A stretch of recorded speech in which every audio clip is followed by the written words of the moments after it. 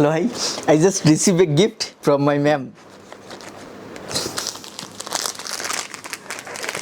In Bangladesh, we called it lungi. In Malaysia language, we called it kain pilikat.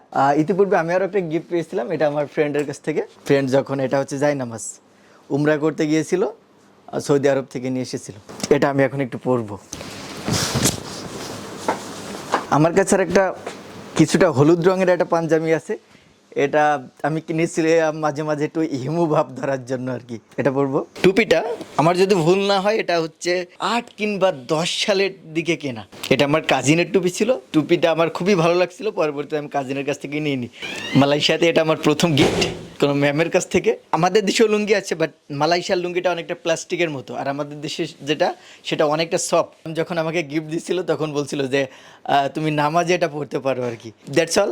যাদের বাচ্চারা দ্রুত লুঙ্গি ছিঁড়ে ফেলে তারা হচ্ছে মালয়েশিয়া থেকে লুঙ্গি ইম্পোর্ট করতে পারেন। দেখা হবে নতুন ভিডিওতে। জুম্মা মুবারক।